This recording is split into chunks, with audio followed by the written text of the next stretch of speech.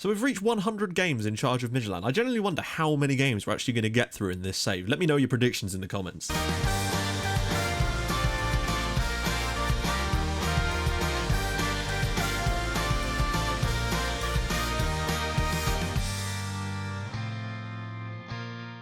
Hi guys, and welcome back to another episode of Building a Nation with FC Midtjylland. If you are still enjoying the series, do be sure to hit the like button. That'd be superb. If we could get 500, that'd be even better. Now, we've just basically been finishing off the season this last episode, but we've still got to show you a shitload of games. So yeah, I'm going to stop talking now and just get straight into them, otherwise we're going to run on for too long.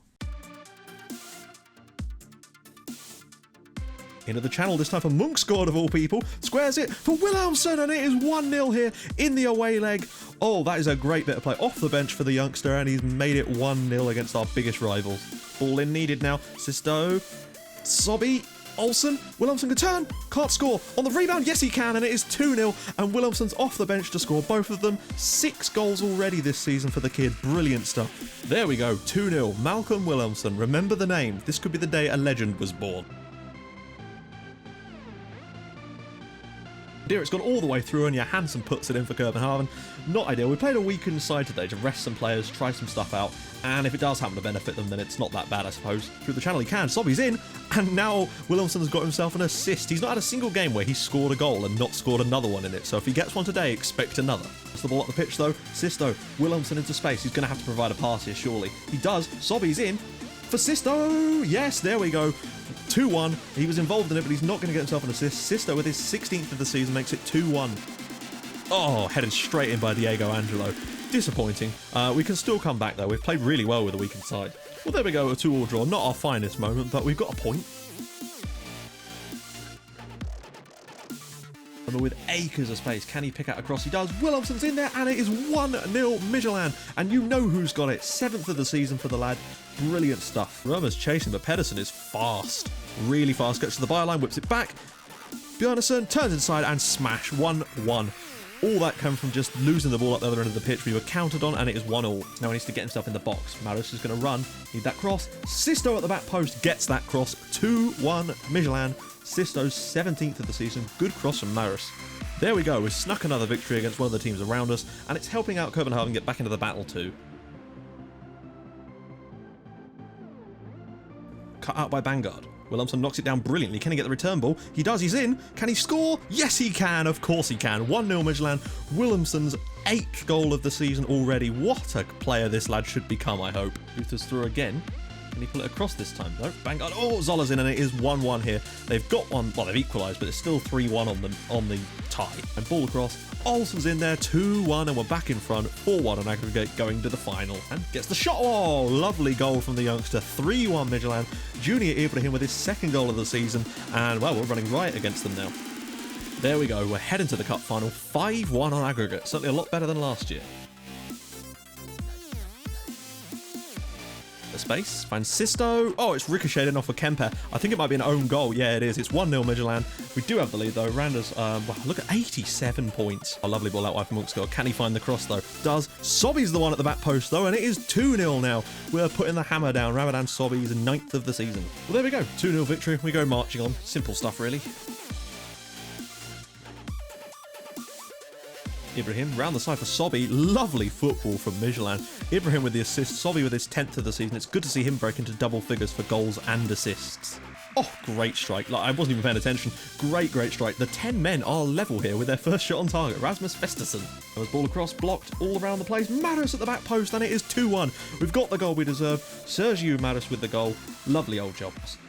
Oh, look at that.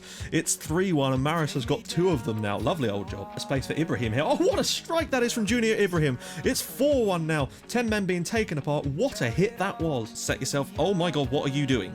What was he playing at there? Like, we had a break on one, and he just didn't play the bloody ball. It's 4-2.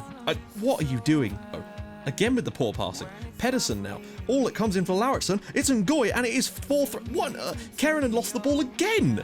Well, there we go, 4-3. Mostly because of Khan Karen, and that man couldn't control a football to save his life today. Somehow still got a 7.4.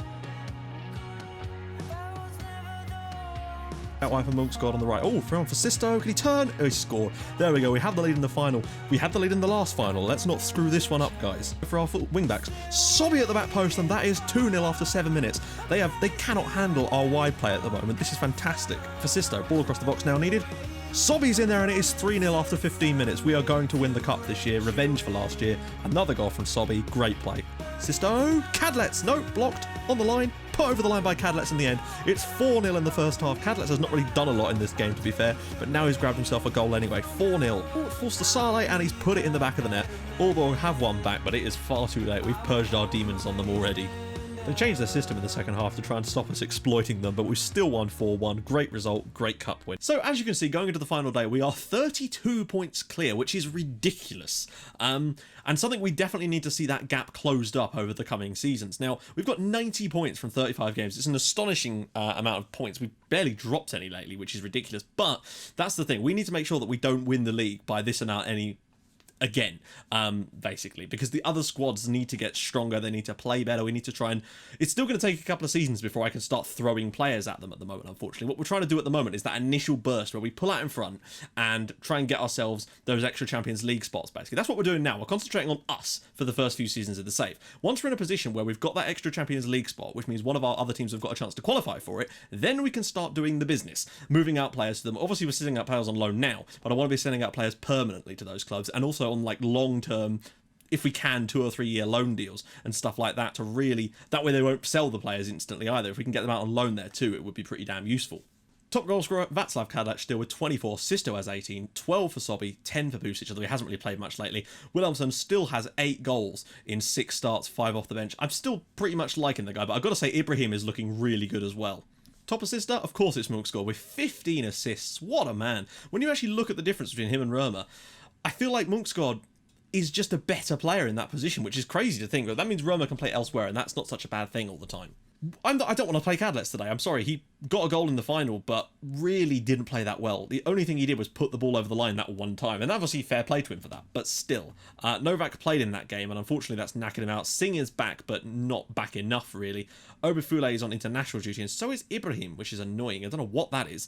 Perhaps a tournament involving the African under-18s or under-19s or something like that. Anyway, that's the squad we're going to go with. Let's get into this. Unfortunately, even though they've had solid-ish form in Europe, it would seem, they just haven't been able to replicate it now that we're in this championship group, and they've not been able to haul back the points. Thankfully, they have, I think, anyway, let's just check, wrapped up that that fourth spot. Yeah, they can't. They could technically, if they win against us today, and things go their way elsewhere, jump up to 3rd or 2nd. But I think they get a European spot anyway, just for coming 4th. Look at that right-hand side. Then again, look at our right-hand side. So let's go down the right, just drop that tempo a tad, and see where we come from there. But I think if they beat us today, they would leapfrog OB up into 3rd place, and it might just help them out a little bit for next season. Oh, that's poor. I don't know if they were 2nd in the cup. Oh no, that was Aalborg, wasn't it? So maybe they get hopefully they don't get a European spot or something, becoming 2nd in the cup. Maybe you have to win it. I don't know. I need to check the rules on that one again. Sisto. Round it comes for Olsen. He's all the way through. He's in this time, and he's made it 1-0 Midtjylland here away from home. We've not been good today, frankly, but we do have the lead, and that's what matters. As things stand, we'd be finishing the season 33 points clear at the top of the league, which is, I think that's the biggest winning margin I think I've ever had on FM before. 33 points clear. Once we got into this championship group, we've just used that as an example and a way of just extending our lead at the top rather than anything else. But I can see why this is a cool idea, because it does give huge point swings. If you go on a good run in the championship group, you can extend a huge gap, or you can pull yourself up from 6th to get into the title race. It could easily happen. Should also point out, one of the reasons that Copenhagen are sort of still stuck in this sort of situation is that they lost 5-0 at Nordsjælland, which was just astonishing. Ball across, and Sisto's in, and it is 2-0 now. Sisto making it 2-0 before half-time with his 19th of the season. He's really stepped it up this year, and that's what I wanted to see from him. Really, really pleased with him. Some people were talking about, should I sell him? I don't think so. Not anytime soon. I feel like maybe 2 or 3 seasons down the line, if we get like a big 30-odd million pound bid for him, and we've got a lot of players then waiting in the wings to come in, then I can see that only being a good thing, because that would be 30 million pounds for the entire division in my mind. It's a shame we don't have Ibrahim. He seems to have decent long shots, and is pacey. Römer, go on. This is where we need that opportunity. Sisto, he's put it in. Amazingly, it's 3-0 here. We're 3-0 up away from home at Copenhagen. This is what I mean. They've got to get better than this. They have to. If they're going to be challenging in Europe as well. They've got to be better than this. I feel like this is a good thing in a way. In this second season, we've sorted out the tactic that's going to carry us through, I think, in terms of domestic stuff. The team is looking unstoppable on home turf, which is fine. But what we really want to see is a bit more competition on the international front, and by that I mean Europe. Let's see. So Sobby, who have we got on the bench? Maris. Oh, look at the amount of positions he can play, but Sobby's not looking interested, so we'll get him off before he does something silly. I'm also going to get Pustix on, and we're going to get Sakibo off for Hansen just to sort of finish things off. Julian's sort of taken a little bit of a back seat towards the end of the season, just because for a start he had that injury, and he's really struggled to find his way back in the team, just because of the likes of Sobby and Orbifule, and there's a lot of players in those wide areas now. We have an embarrassment of riches out wide at the moment. That's our main area of strength. And it shows. And I feel like if we start to get some insane, like, not centre-backs, wing-backs through, then this could get dangerous for everyone else. Pustix, look at that. It's 4-0 on 82 minutes. Martin Pustix. That's a joke, by the way. I do know that's not his name. 33 points clear. It's pretty ridiculous. I wonder who's gone down. Obviously, Viborg will have gone down. They were so far behind everyone else, and they will have probably just continued to get absolutely battered. Look at that for a finish. He's a really decent backup striker, it has to be said, but I just think that he's never going to be good enough to start games for us, not on a consistent basis. And I do wonder if maybe moving Cadlets on in the summer isn't such a bad idea, because I just don't think he's good enough in the long run, to be honest. I just really, really don't. He's scored goals for us this year, but he's actually got less than we did last year, which is insane considering how much better we've been. Pustix is an overlap for him if he fancies it. Nikolai Kirk with the save. Not with the save, with the shot. They've only had one less shot than us on target, and we've scored 4 times against them. We really are in superb form lately, and it is a joy to watch. Goal difference-wise, we're astonishing. Pretty much every area that we could possibly want to be good at, we're good at the moment, and that is, again, a joy to watch. Bash Kim, saved by Darlene. I think we've even somehow managed to get ourselves the best defensive record in the league now, just by putting so many goals past all the other teams around us. It's really, really good. No, stubbed finger. Oh, come on, Martin. Come on, man up. Sorry. On you go. It's the last game of the season as well. You've scored yourself a goal. Be happy. And there we go. A 4-0 win away at Copenhagen. Not exactly ideal. And that was without playing what I would consider our first choice striker. And I say that with huge, massive air quotes because I don't think he's that good. So that's the final table at the top. We finish on 93 points, which is actually, no, wait, sorry, 35 points clear. Oh god, if Copenhagen had actually done something in that game, they could have beaten us and jumped up into second spot on goal difference in the end, and that would have been so much better for them. But, you know, you can't help winning 4-0 against them. We could have rotated the squad, but I'm not entirely sure we'd have lost then either. Right, let's take a little look at the relegation stages. Oh, there's all sorts of shiznits to come after us, isn't there? Are there more games to come? I hope there's not more games to come. Have I made a really silly error here? Right, let's look at the relegation stage. So, Aalborg obviously top there, one. Viborg going down in that side. I think they're automatically relegated, I think. Brøndby doing okay as well. Let's just see. European playoff places. Right, that hasn't even been drawn yet. So, God knows what's going to happen with that. I'll have to update you guys in the... Screw it, no, I'll update you guys now. So, we've been given £6.4 million for coming... winning it. So, I don't think that's any improvement over what we got last year, but it's extra money, if nothing else. Okay, so next season we've been given a budget of 2.36 million. It's slightly more, is all I can really say on that one. It's still not fantastic, I've got to say, but we're going to do our best with what we've got. It has just occurred to me that Copenhagen are not going to be in Europe next year, I don't think, because I've just looked at the promotion or the European playoff bit, and it says here that the winner of that thing is going to play against AGF for the Europa League spot, so I don't think that bloody Copenhagen have got themselves into Europe, unless they've got there through coming second in the cup, which they didn't, because that was Aalborg. So yeah, that's going to be a real shitter for us next year. We're going to have to do it on our own. Nice one, guys.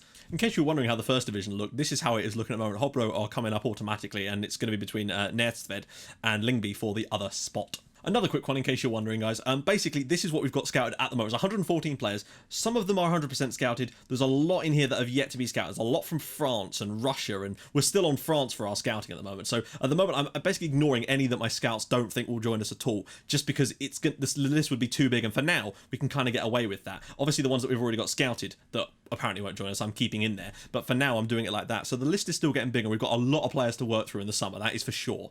So anyway, I should probably drop this episode here, just because otherwise it will will go on for way too long. So if you have enjoyed this and this season, then do leave a like on the video. That'd be spectacular. If we could get 500, that'd be even better. Now, in later tonight, there will of course be the analysis episode where we're going to go through some of those potential signings in a little more detail, maybe take a look at the finances, and we'll also show you guys potentially what happened in the Super League groups and stuff like that, so that way you can see what's actually happened with those games. So if you have enjoyed this yet, do drop a like, and I will join you guys in the next episode for the first full episode will be a transfer window episode. I haven't heard what you guys have got to say yet about whether I should do a full episode of transfers or one with a live com yet, so I'll just kind of make a judgment call on that one tomorrow. So I will see you guys soon. Thank you so much for watching. Bye bye.